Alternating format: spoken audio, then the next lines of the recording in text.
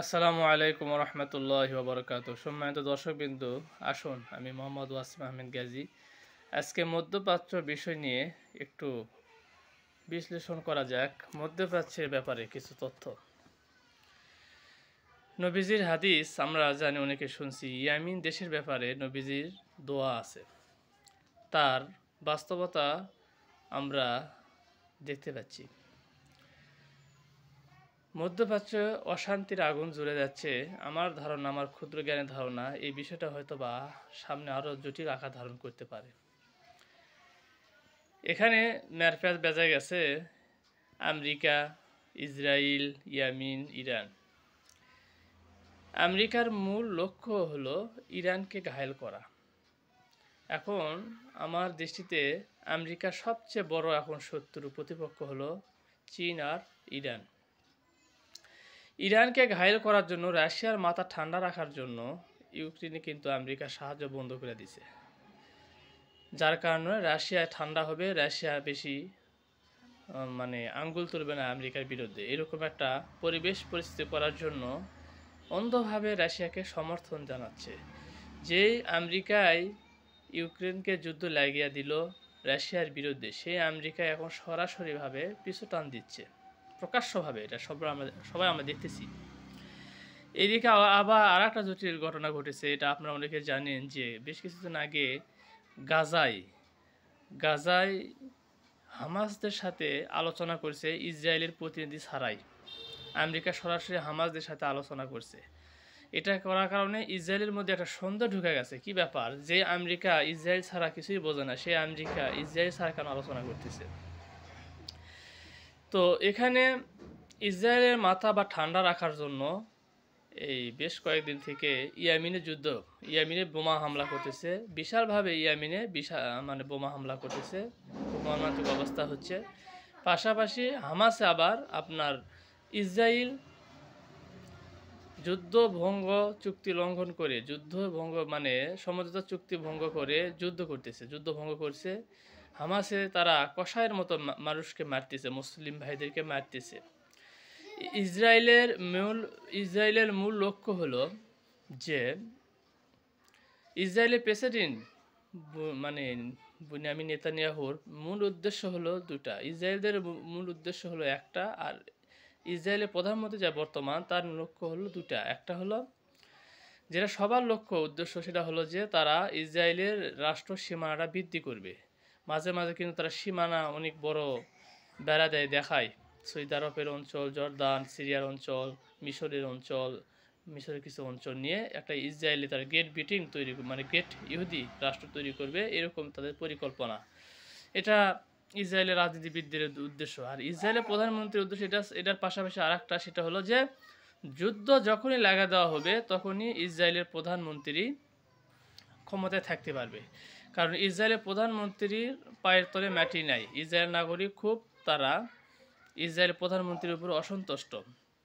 এই জন্য যুদ্ধভঙ্গ চুক্তি লঙ্ঘন করে হামাসের সাথে ইসরায়েল যুদ্ধ করতেছে, ব্যস্ত রাখার জন্য ইসরায়েল নাগরিকদেরকে। আর ইয়ামিনে আমেরিকা বোমা হামলা করতেছে ইরানকে ঘায়েল করার জন্য। এদিকে পাশাপাশি ইসরায়েলের মাথাও ঠান্ডা রাখার জন্য, যাতে আমেরিকার প্রতি কোনো সন্দেহ না হয়, তাদের স্বার্থ অর্জন করার জন্য হামাসের সাথে আলাদাভাবে আলোচনা করছে।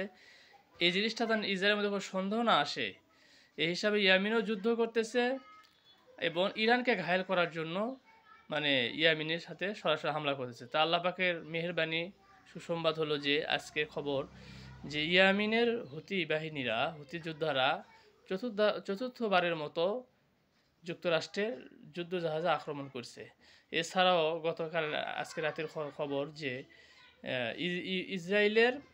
চীনের পরামর্শে ইসরায়েলের বিমানবন্দরে তারা হাইপারসনিক মিসাইল হামলা করছে, যেটার কারণে ইসরায়েলের অনেক ক্ষয়ক্ষতি হচ্ছে। যদিও ইসরায়েলের সামরিক বাহিনীরা এ ব্যাপারে অস্বীকার করতেছে, কিন্তু ইসরায়েল দেশের পত্রিকা দ্য টাইমস অফ ইসরায়েল, তারাই ইসরায়েলের এই দাবিটা প্রত্যাহার করতে বলছে। তারা স্বীকার করছে যে না, ইসরায়েলের ক্ষয়ক্ষতি হচ্ছে হুতিদের আক্রমণে।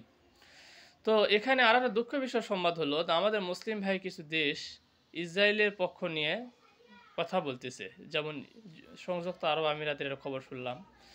তো এখানে অনেক মধ্যপ্রাচ্যের মধ্যে অনেক জটিল বিষয় বাজা গেছে। আমরা দোয়া করব আল্লাহ পাক রব্বুল আলামিন যেন ইরান মুসলিম বিশ্বের আকিদাগতভাবে যেটাই হোক সেটা ভিন্ন বিষয়, তারা শিয়া, তাদের আকিদা কি সেটা আলোচনার বিষয়টা সেটা ভিন্ন, সেটা পরের কথা। কিন্তু বাহ্যিক দৃষ্টি থেকে দেখা যাচ্ছে এই ফিলিস্তিনে হামাস যোদ্ধাদের পক্ষ থেকে হামাস যুদ্ধদের পক্ষ নিয়ে ইরান এবং ইয়ামিনের হুতি যোদ্ধারা আল্লাহ পাকের মেহমাদ অনেক সাহায্য করতেছে।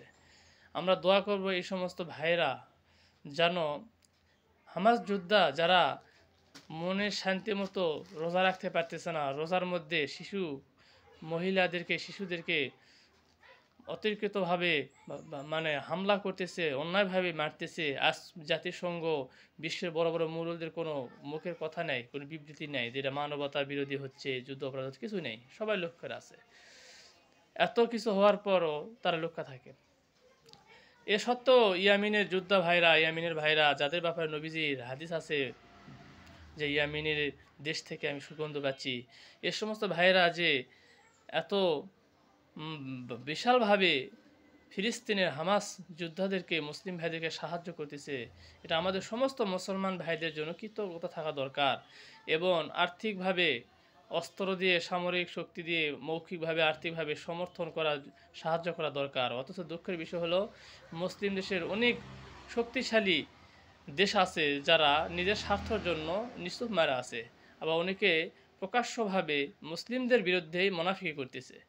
তো আমরা দোয়া করব আল্লাহ পাক রব্বুল আলামিন ইয়ামিন ভাইদেরকে, সমস্ত পৃথিবীর মুসলিম ভাইদেরকে, হামাস যোদ্ধাদেরকে, মানে ফিলিস্তিনের মুসলিম ভাইদেরকে আল্লাহ পাক রব্বুল আলামিন যেন শান্তিতে রাখেন।